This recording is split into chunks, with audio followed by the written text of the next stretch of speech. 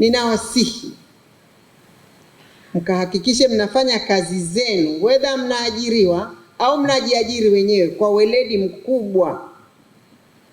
Kwa wale mtakaoajiriwa, hasa taasisi za umma na za binafsi na hata mashirika yasiyo ya kiserikali, fanyeni kazi kwa kuzingatia sheria, kanuni na taratibu. Tunaita STK, sheria, kanuni na taratibu.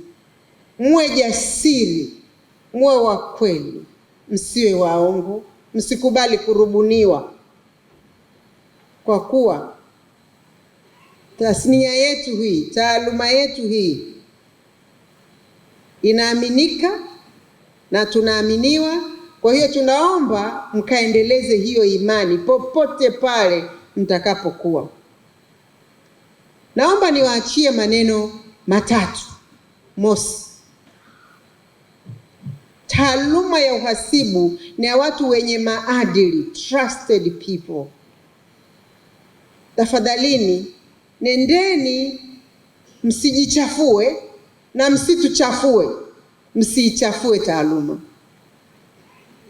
Muwe watu wenye maadili mema na watu mnaoaminika, kwa kuwa mnasimamia tasnia, taaluma ambayo huwaga ni ya numbers, na namba hazidanganyi.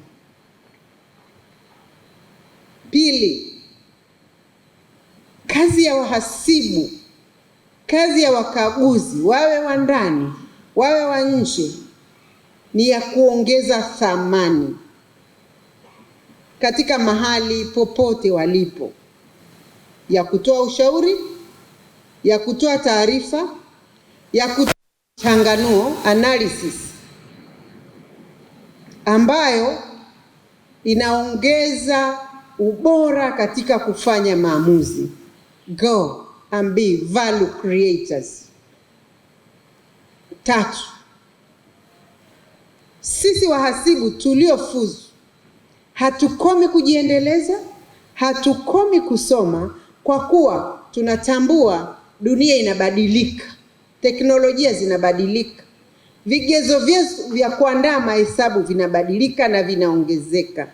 So hapa mlipofika, hata ukiitwa CPAT, tunakutegemea uendelee kuwa a lifelong professional learner. Kwa mfano, wiki ngapi zilizopita mmeomba kazi na nyingine mtakuwa nyinyi labda wametangaza National Health Office, walitangaza na nafikiri mabenki, benki kuu na wapi, wanataka vyeti, hawataki transcript. Sasa ilikuwa mtu kamaliza kazi na tangazo hawezi kuomba kwa sababu cheti hatujatoa.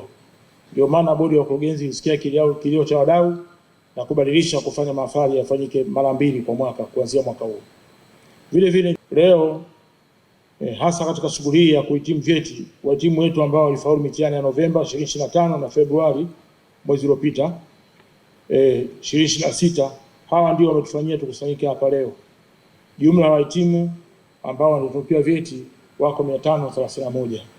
Ni fani ambayo inatusaidia sisi tunapokuwa tunaenda huko kwenye kazi zetu, inatusaidia kusimamia usimamizi wa fedha na pia kuboresha namna ya kufanya malipo mbalimbali katika taasisi za kiserikali na taasisi za binafsi. Kwa hiyo for sure hii fani ni nzuri na tunawashauri watu ambao wanatamani waingie huku wajifunze nao zaidi pia.